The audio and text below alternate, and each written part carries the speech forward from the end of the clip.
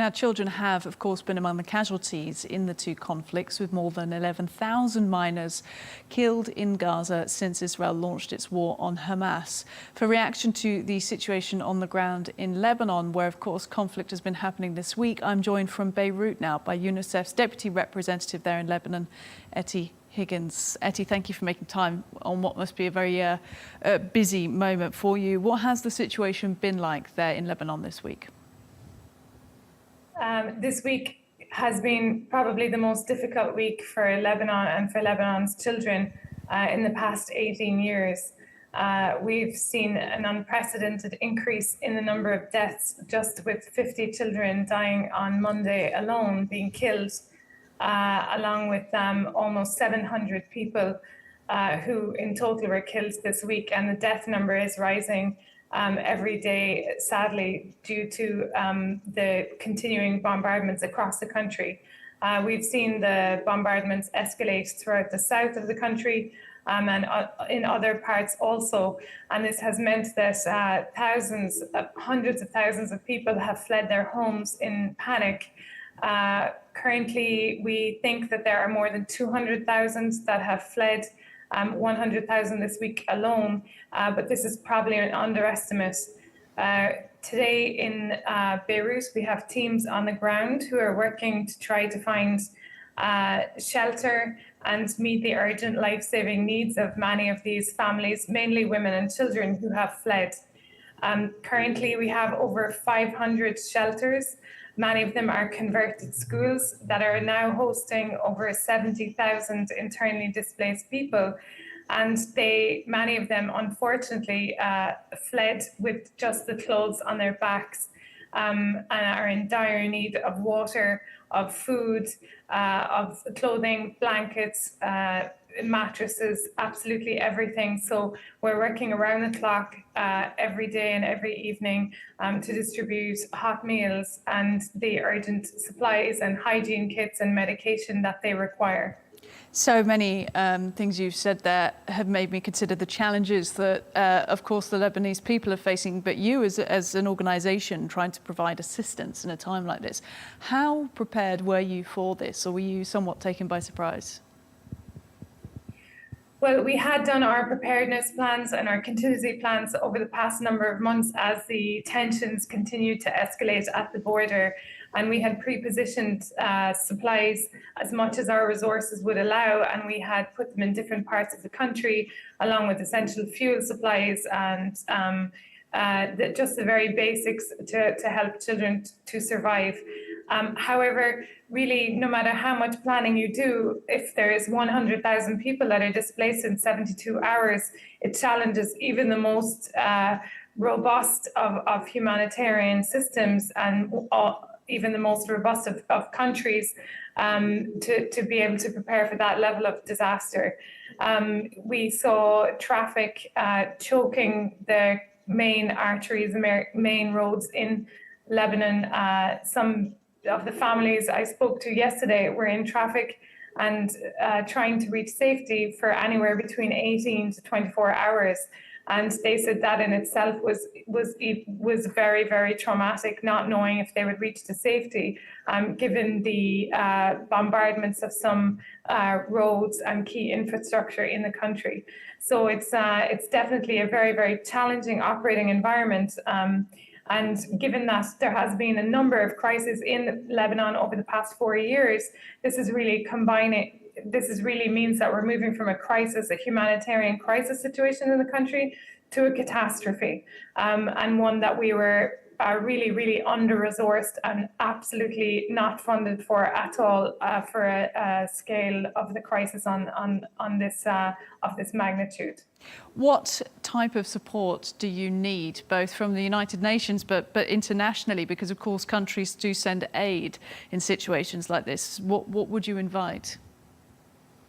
Well, our funding appeal is currently less than 20% funded, and we have distributed almost all of the supplies that we had pre-positioned this week. In addition, Lebanon has a long-standing issue with electricity supply, so UNICEF has stepped in to provide urgent fuel supplies to keep water pumping stations going. So really at this stage, what we need, of course, is funding for the humanitarian response, but most importantly is that we need political commitment to find a peaceful solution for this protracted crisis where we're seeing children suffer enormously. And it's not just the children of Lebanon, but it's also over 1 million Syrian refugees that are being hosted in the country now for over a decade, plus hundreds of thousands of Palestinian refugees who have been hosted by Lebanon also for many decades. And they are all in need of assistance. Even prior to this crisis, 98% of Syrian refugees in the country have been living in extreme poverty. So you can see why it is really a catastrophic situation that will have further consequences beyond the borders of Lebanon should a political solution not be found for this growing catastrophe for the country. I want to come back to the political efforts for ceasefire, for peace, what's currently happening in New York at the UN General Assembly, the voices we heard. But first, let's personify some of these displaced people. Not saying that you haven't already, but just for the viewers, because I think often there's a danger people just hear, you know, hundreds of thousands displaced and people start to not see humans anymore. They just see an issue. What does a displaced person in Lebanon face? What type of profile are we talking about here? What have you seen? The shelters that I visited yesterday, I met some really amazing children and young women. One of the boys that I met, he was actually just arriving to the shelter in a very battered car that he arrived in with his family, and he was carrying his school bag, which was stuffed full of his favorite clothes. He said, I just took whatever I could grab to keep me warm at night because I know where I'm going to is colder. And he was terrified. He told me he just wanted to go to school as they had planned. And I spoke to another young lady who was 17 or 18, and she had just finished her first year of studying biochemistry and was looking forward to going back to college and to study to be a scientist. And now she was displaced in a school in Beirut. And she told me about her hopes and dreams for the future, how she was really worried and very, very, very, very sad and traumatized from the week, saying that she felt that her dreams for the future were shattered and how could we help her to get back to her education. I spoke to another older gentleman who said that he had left his medication behind and was looking for help to find the medication that he needed to manage his medical conditions, which the whole family were trying to source medication for him. So these are the kind of families. They said that they never wanted to leave their village in the south, and that they had left at the very last moment, hoping that peace would actually prevail. So really some very heartbreaking stories.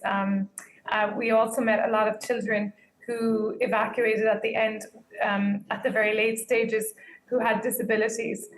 One little girl who only had one leg, for example, and explaining how difficult it was for her to get up the stairs in the school that was now acting as her home, and that at home it was much easier for her to move around. So some very, very vulnerable cases that we spoke to yesterday, that we are doing our utmost to support them.